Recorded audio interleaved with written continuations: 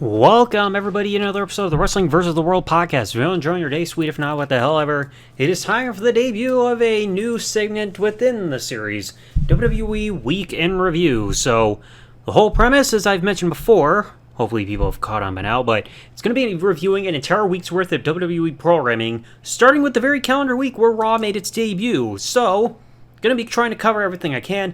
I don't have every single show that was ever put together and everything, but I'm going to work with what I got. So this episode, I'm going to cover Wrestling Challenge, Raw, Mania, and Superstars. I don't have that many episodes of All-American Wrestling, so I'm not going to be able to cover that for this episode. So to start off, January 10, 1993 episode of Wrestling Challenge from Dane County Coliseum, Madison, Wisconsin. Gorilla Monsoon, Bobby the Brain Heenan, getting viewers ready for the show. And we've already got an opening tag team contest. The Nasty Boys versus Spike Jones and Dave Siegfried's, whatever his name is. Weird spelling. Yeah, this would also become even a theme that you would see coming up with a lot of these shows. Squash matches for the most part. So both guys on the losing team took shoves into Brian Knobbs' armpit, the pit stop. Yuck. Sags hits one of them with a hard chop to knock him off the apron. And the Nasty Boys get an easy squash win with a running power slam, top rope elbow drop combo. So the Nasty Boys progress.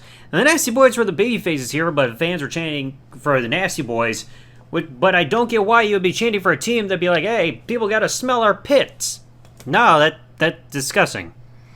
Well, then after this, Lord Alfred Hayes gives a special report that mentions a WWF fan club that can be entered through the WWF magazine.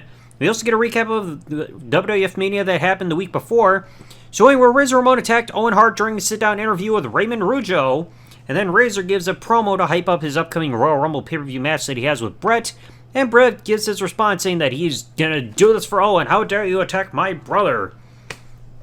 Then you get to the next match. Yokozuna versus a guy named Chad Miller. What is with the names of these people? So Chad, he lost his head by charging into a clothesline by Yokozuna right off the bat. Not smart. Scoop slam, belly-to-belly suplex, knife edge chop, running corner hip attack, and bonsai drop gives Yokozuna the easy win.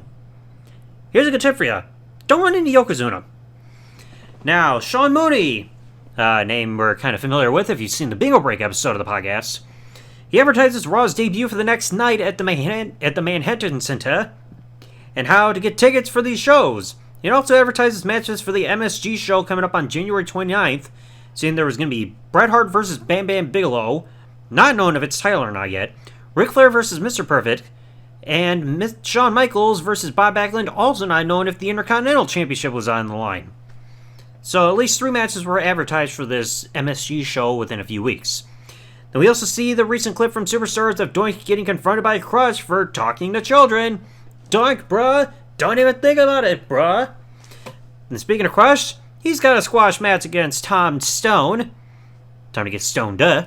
Crush, he reverses a strike from Stone and turns it into a back body drop. Clotheslines him out to the floor. Stone, he's playing a heel. He's trying to rake the eyes of Crush and choking him on the top rope. But then Crush quickly rebounds with a power slam, backbreaker, leaping leg drop, and Kona clutch. So this was before, if you don't know what the Kona clutch was, if you're more familiar with the Great Khali's head vice, crushing move, that's essentially what it is. Then after this, we get a Superstars replay of when Raymond Rougeau decides to interview Doink the Clown, who's now got his arm in a sling. I guess it was from when Crush confronted him and held his arm up, being like, don't even think about it, brah. Saying that, hey, it's not nice that you're doing all these pranks and not making children laugh. You're doing the opposite of what a clown's supposed to do. And Doink, he doesn't care. He's finding it funny in his own way. And he finishes the interview by squirting water in Raymond Rougeau's face. Hardy har har. Next match, another squash. Tom Bennett versus Marty Jannetty. Oh, that mess. So Marty, I did like what he did in this part of the match early on where he transitions from a chin lock to a cradle pin for a near fall. But this was weird because Marty is the fast-paced wrestler and yet he kept taking time to do rest holds. Not something you expect from a fast-paced match. Rocker drop out of nowhere, diving fist drop, and Marty wins as he's trying to get ready for the Royal Rumble to go against Shawn Michaels. Then after this, Bobby Heenan gets screen time to warn Mr. Perfect about the arrival of Narcissus, the future Lex Luger, in the near future. And this promo is going to happen a lot during these different shows. Gene Okerlund gives a Royal Rumble report, announcing, getting us hyped up for the upcoming matches, since we're only 2 weeks away from the pay-per-view itself. So, not the next episode of WWE Week in Review, but the one after that, it will be including the Royal Rumble and the Countdown show as part of that week-long review. And then the big main event, quote-unquote, big main event, Superstars, the Head Shrinkers versus Carl Almont and Scott Colton. I had to look up that name. I almost thought it was like Colt Cabana under another name, but I don't think he was even wrestling yet at this point in 93. Nothing to remember the match other than a double team front Russian leg sweep, so kind of the stroke, but with 2 men doing it, like for Jeff Jarrett's move, and a Simone Splash gives the Head Shrinkers the easy win. Whatever. All you need to remember is there was also a sandwich involved with eating, be like, yay, sandwich, fuel. And that was it for Superstars. Yeah, one of those pointless shows. Then the next night, January 11, 1993. Welcome everybody to Monday Night Raw, pal. Coming straight from the main head and center for the debut of Monday Night Raw. And Sean Mooney is outside reporting from the outside of the building, saying how the show is sold out, no tickets available, and Heenan was trying to get in because he thinks, oh, I've got a job, commentary. But no, you've been replaced by Rob Bartlett. Honestly, don't know who the guy is. And Heenan was like, oh, wait, I'll get a ticket. But again, Mooney said the show's sold out. You can't get a ticket. Can't get in there. So commentary for the debut episode are Vince McMahon, Macho Man Randy Savage, and Rob Bartlett, who, during the beginning, refers to Yokozuna as Yokozuma. You couldn't take a moment to run by Vince as to the letters in the name? I guess not. So opening match, Koko Beware versus Yokozuna. Yes, I'm saying that right. And Koko Beware, I think they're still doing the whole high energy tag team thing with Koko and Owens, because Koko came out to Owens' music. You know, all that stuff. So Bartlett, he's getting annoying because, he's supposed to, based on his commentary, it sounds like he's trying to be a babyface, but the whole time he's just constantly making jokes about Yokozuna's physique. Oh, he's a big guy. Over and over.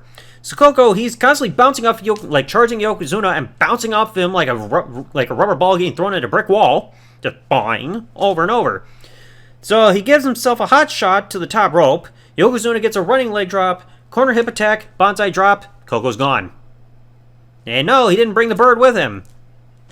Then the Raw replays that Bobby Heenan promo about Narcissus' pending arrival that we already mentioned before. Then you get to the next match, the Steiner Brothers versus the Executioners. So think of the Conquistadors, but in all black, so you can't tell who is who. Early in the action, you see Doink the Clown walking through the crowd, which you can easily see, and Rob Bartlett refers to him as Dork the Clown. Very creative. One of the Executioners botches getting Irish whipped into the ropes and just bounces off his second rope, so kind of felt like what we would see with Taz from WrestleMania 17, just without a rebound, getting stricken, he just falls over. Rick catches one of them into a midair power slam, always looks impressive, and Scott gets in, nails an overhead belly-to-belly suplex. You can't tell the Executioners apart, but they try tagging in. Scott's still a legal man, double underhook drop or powerbomb or whatever the term is, and double team Steiner Bulldog gives the Steiner Brothers the win. Yay! But it's it makes you also wonder, why do they keep bringing up the name Executioners? Because, you see the Executioner within the opening match of WrestleMania 1 going against, I think it was Ricky Steamboat. And you also have the Executioner character played by Terry Gordy in 96. But then you have this random thing of, oh, we got the Executioners tag team. Let's recycle that name, why don't we? So back outside, Sean Mooney finds Rob Bartlett's quote-unquote aunt getting stopped by security while trying to get inside. And he removes the wig and realizes, oh wait, Bobby Heenan. Yeah, Heenan trying to go with the disguise in order to get into the building doesn't work.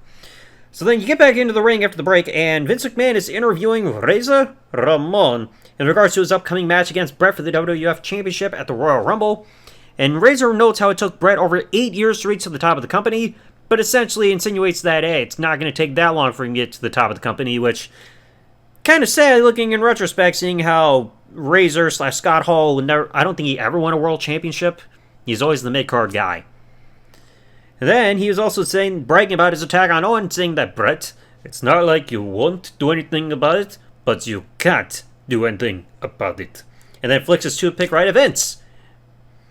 Then you get this whole thing about this headlock on hunger, like Somalia relief fund thing going on. I guess something happened. I don't know what exactly happened there, but they're doing like this whole fundraiser thing, and they got Tatanka trying to cut a promo telling people, you must give money, hey, and all that other shit. I'm surprised he wasn't chanting Buffalo, Buffalo, Buffalo. Donate money or I'll send a buffalo to your house to shit on your yard. Then you get the next match. Arguably the best match that you're going to see throughout this entire calendar week. Max Moon, played by professional wrestler Paul Diamond, so not played by the original Conan, as originally stated, against Shawn Michaels for the Intercontinental Championship. A match that I remember Shawn Michaels said on the 15th anniversary of Raw in December 2007 that he couldn't remember who he was facing on this night because it was a dark, very troubling time for him. And Max Moon, when you look at him, he looks like the love child of Tron and Mega Man. And of course, he's got hair coming out of the back, but still. So Shawn, some of the nice action that we saw here. Shawn catches Moon trying to leap from the corner and then immediately turns him around and hotshots him the top rope. So throw first, top rope there. Doinky's seen in the entryway, messing with fans again. And Rups decides to spend time doing a Mike Tyson impression, acting like, oh, I'm calling from a phone and I'm in jail and everything. Yeah, like Mike Tyson, baby. Or, I can't do a Mike Tyson impression, whatever. I don't give a shit. So Max, he catches Shawn trying to do a drop kick and instead catapults him over the top rope to the outside, then runs off the apron with a seated senton to the floor. I mean, that was nice. But then you get back in the ring, Max misses a running rolling senton to Shawn, who's on the canvas. Shawn gets up, super kick, not quite sweet chin music yet. Weren't there yet for his finisher. Shawn tries to go over the teardrop suplex, which is like, it's like a side/back suplex where you spin him, but you got your arms hooked underneath his crotch in order to do it. Max avoided it the first time, tried to hit Shawn, but Shawn ducks, and then he gives a move in order to get the win. I mean, honestly, I'm glad that Shawn changed his finisher. It's like nothing inherently wrong with this move, but it doesn't look convincing enough to finish a match compared to a super kick. Then you get a little bit of an advertisement video showing two kids waking up their parents jumping on the bed being like, come on, wake up, it's Saturday morning, you gotta watch WWF Mania, which is the commercial is promoting. Meanwhile, at one point they're showing them all watching TV looking like they're watching paint dry, be like, it's WWF Mania, I mean, it's more interesting with Todd Pengill there, but still, like, they're advertising a show and the kids look bored, as well as their parents. I think they said the show airs at, like, what, 10 a.m.? What kind of parents are sleeping at 10 a.m., especially when you got two kids? And then you get the Royal Rumble report again. Already covered that involving Wrestling Challenge, about, like, the matches that are going on. It's whatever. And then, back outside, Sean Mooney mentions fans lining up for tickets for next week's Raw. And then he interviews, Rob Bartlett's quote-unquote uncle, who's got a fake black beard, once again blowing the cover, showing that, hey, it's Bobby Heenan. But then as they're going to commercial, Heenan's like, oh, go onto the roof. I'll make it through the roof of the building. Okay, call up Batman and get him to friggin' rent you a helicopter in order to get onto the roof of the Manhattan Center to attend the show, why don't you? Then there's advertisement for the next episode of All-American Wrestling on the USA Network, which again won't be covered because I don't have that many episodes of All-American Wrestling in my collection. I can't find them. So that might be one of the only shows that you'll rarely ever see covered within, at least within the 1993 realm of this series. Then Vince replays a part of the recent WWF Superstars episode that saw Kamala being berated by Kim Chi and Harvey Wibbleman, leading to Reverend Slick coming out to his aid and taking a punch by Kim Chi, who I believe is the Brooklyn Brawler in disguise, and then Kamala chops Kim Chi out of the ring and chases Harvey to the back. So this was Kamala's babyface turn. And I think they said later on, they tried saying storyline that Kamala hasn't been the same since he lost that coffin/casket match against The Undertaker at Survivor Series. Like, yeah, he saw the light. And then you get the big main event match of this. Damien Demento versus The Undertaker. Oh, Lord. So Demento, he gets planted face first into the canvas. Undertaker nails old school quickly there afterwards, followed by a corner choke where Demento's in there, and Undertaker just stands there, hand around his red, throwing, be like, oh, spooky face, oh. Weird. Then Demento, he dives off the second rope for whatever move he was doing, almost like a chop or a double axe handle. Didn't look like it all connected. Then Undertaker, he sits up after taking a leaping shoulder tackle. Undertaker then runs off the ropes, tries doing that front flip clothesline. Doesn't get all of it because he still collides more body to body first with Damien Demento, so he can't even flip. And then, Tombstone City! That's it. Yay, quite the amazing probably one of the greatest main events you'll ever see in Raw history. My gosh, 5 out of 5 stars, why don't you? Then after this, for some reason, Vince says that next week on Raw, you're going to see Woody Allen versus Mia Farrow in a steel cage match on Raw. Odd. I get the show is uncooked, unrated, uncooked on Raw, and uncensored, or whatever the tagline was. But it's like, of all things, that... Well, this also wasn't even the end of Raw just yet, because Vince interviews Doink about his love for making children cry. And Crush comes along and threatens to do more harm to Doink, saying he's going to put both of his arms and his legs also in casts if he continues his pranks, then leading to Doink using a small squirt gun on Crush. And after a small chase around the ring, which looked awkward, Crush gets in the ring for some reason. I don't know if he's challenging him to get in the ring for a fight, but I mean, you could have just kept running around and attacking him. But Crush just laid there on the floor, laughing, like, ha ha ha. What happened there?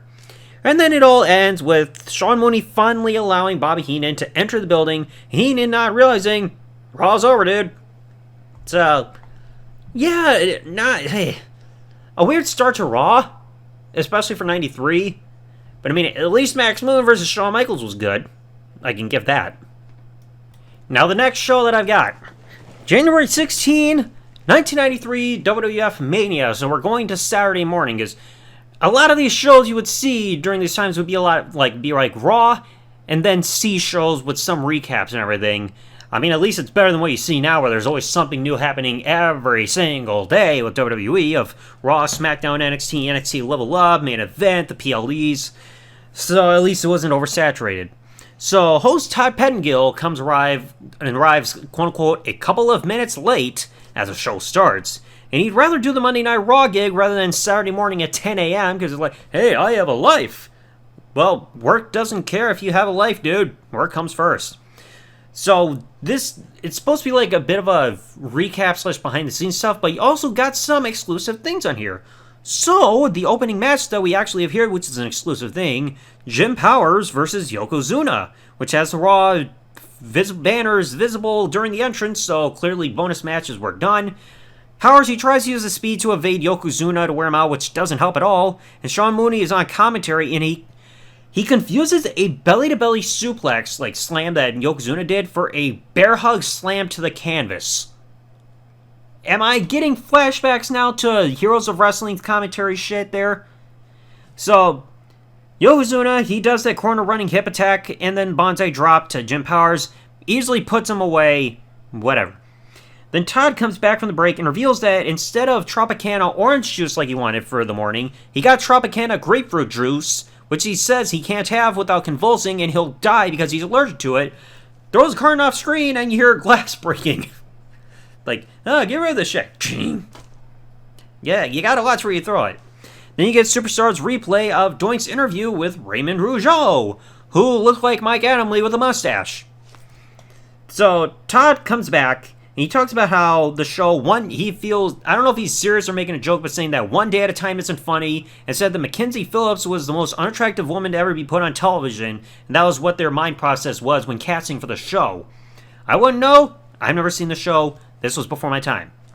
So then, we mentioned before that Tatanka cut one of those promos for Headlock on Hunger. Now you got the Big Boss Man doing it. It was shorter and sounded a lot better. Instead of Boss Man should have said, give money, or somebody's going to take a friggin' knife stick up the ass. Hopefully it's not nails.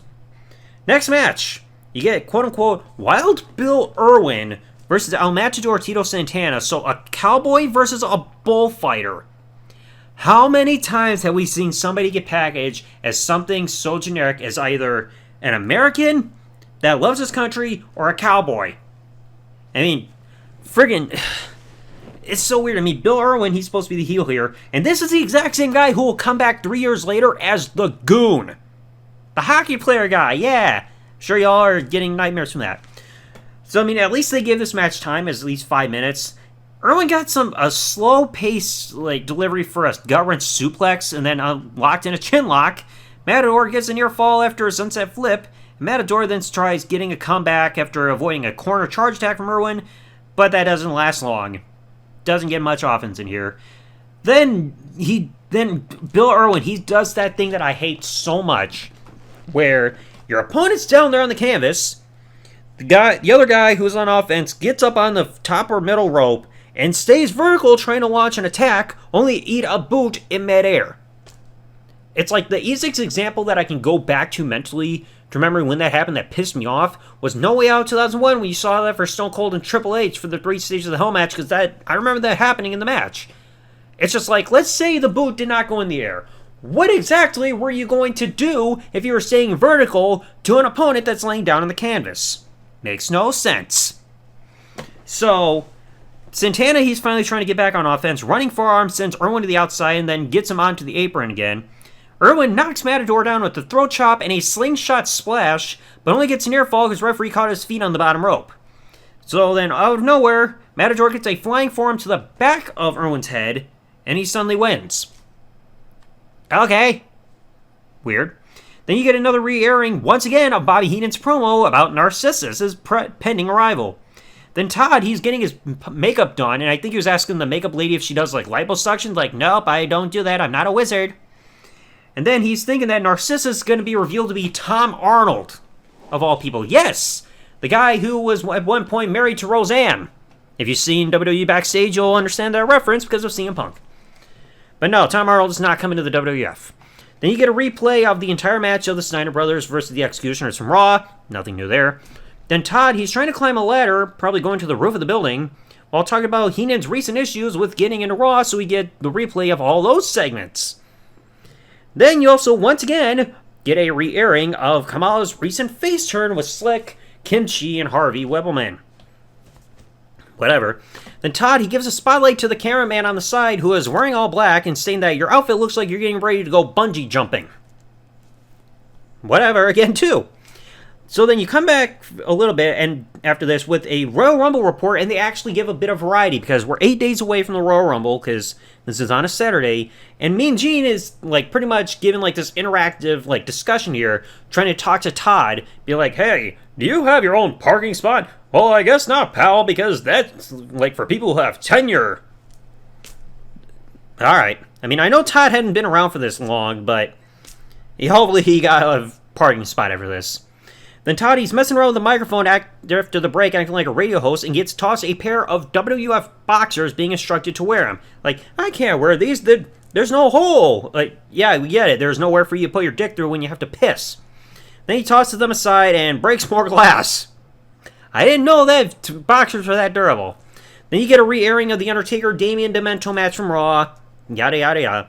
And then you get a match, I don't know if this happened with Superstars recently, it probably did, but you get the main event of WWF Mania, a guy named Red Tyler versus Bam Bam Bigelow.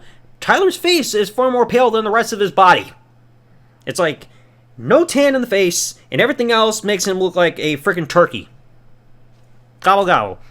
So Bam Bam, he easily does away with Red Tyler. He gets a suplex that almost looks similar to a jackhammer, diving headbutt, boom, that's all. And then at the end of the show, Todd is leaving the Master Control Room, and he leaves the building with a sliding door, and when he walks away saying, goodbye everybody, then a sign appears on the door when it closes back saying, if you oversleep next week, you're gone. He's like, ha ha, very funny guys.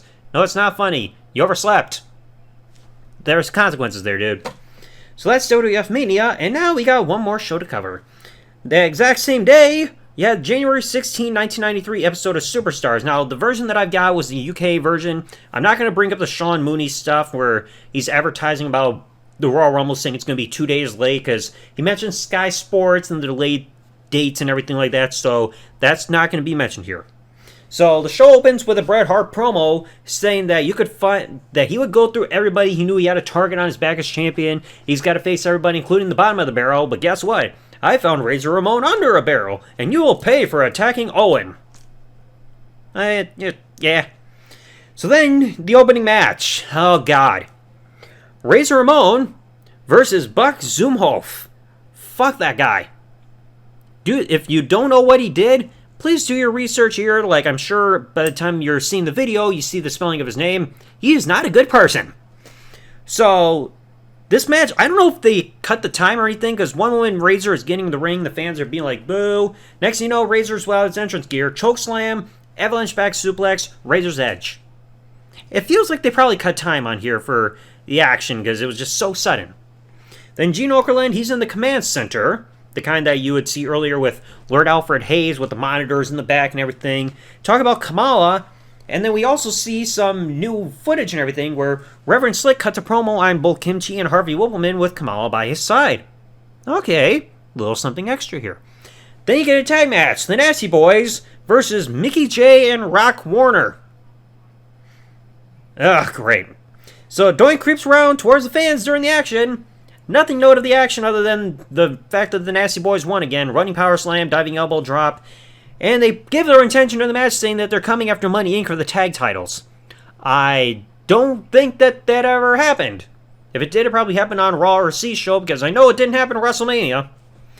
Then you get a new interview segment here on Superstars where Raymond Rougeau interviews Shawn Michaels, the Intercontinental Champion, to shed some light on their upcoming Intercontinental Championship match at the Royal Rumble, and whose side is Sherry going to be on during all this.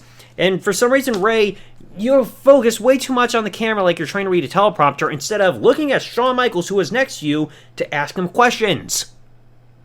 So Shawn, he's talking about the upcoming match with Marty Jannetty and claiming that Sherry will be in his corner because why would she align with somebody who intentionally broke a mirror over her head? So then you get the next match. W.T. Jones versus Crush. Another squash jobber match here, eh? So Crush, he gets an bow and arrow stretch and turns it into a pin, which I also liked, just before Doink comes along with a large dandelion flower. Keep that away from me, I'm allergic. So, military press gets, onto W.T. Jones, gets dropped into a slam. Kona Crush, quick victory there. So then Crush comes out of the ring, and Doink offers flower, being like, here, have a dandelion. I'm sorry, arm's still in a sling. But Crush, he doesn't want it. And then gets attacked by Doink repeatedly with a prosthetic arm until the referees and backstage officials, including Sergeant Slaughter, put an end to this, which then leads to Crush being stretchered away. More on that in just a bit. Then you get to the next match. Yokozuna versus Carl Almont. We saw him already in a tag match before. Thrust kick, German suplex, corner hip toss attack, bonsai drop, that's all. Next. And then during all this, Crush is still being shown being attended to while being on the stretcher there in the entryway by medics and with the oxygen mask and all that stuff. It's like, get him into the ambulance, you dolts. You get a Royal Rumble report from Gene Okerlund, more typical stuff here. And then Crush, he's finally getting loaded into the ambulance. He has one hand moving. And this would be done to write Crush off television, not sure why, but this makes him miss the Royal Rumble. So, Crush, brah, you're not in the Royal Rumble, brah. Despite the fact that you were saying that you would do so with these promos. And then to close it all off, the main event. Tom Annette, he's back again, against Tatanka. Tatanka, easy work with some offense, head chops over and over, end of trail Samoan drop, aye, Buffalo, you win. So, 4 shows, not a whole lot of stuff to note here with Mania, Superstars, Freaking Wrestling Challenge, and Raw. Best match of the week? Gotta give it to Shawn Michaels and Max Moon. That actually worked for the Intercontinental Championship match there. There were a lot of squash matches, but outside of a squash match, if I have to say what the worst match was, it would have to be Damien Demento versus The Undertaker. Otherwise I could have said the Steiner Brothers versus the Executioners, but at least the fans cared for that match, because Steiner Brothers were over as hell. And I could have said anything about the Nasty Boys, but it's just worst match has got to be Demento versus The Undertaker for the week. So yeah, that's the whole new premise of this whole segment within the podcast. Took a lot of screenshots to go through all this too, so yay. But anyway, let me know down in the comment section below, what did you think about this week of WWE television, and also, what do you think of this new segment? I mean, again, this is going to happen every 3 weeks, with this premise going every single calendar week, going in chronological order. So 3 weeks from now, which at least on YouTube, that should be around the beginning of September-ish, somewhere in there. That will be the week of January 17, 1993 to January 23rd, 1993. And then 3 weeks after that, it'll cover the week that includes the Royal Rumble. So, hopefully you all enjoyed. If you did, please remember to leave a like, subscribe with the bell, turn on if you're listening to this episode of the podcast on YouTube, or follow if you're listening to this podcast on any other service that this podcast is available on. And I will catch you all in the next episode. Thanks for listening, folks. Like, comment, subscribe. Peace out, and good day, everybody.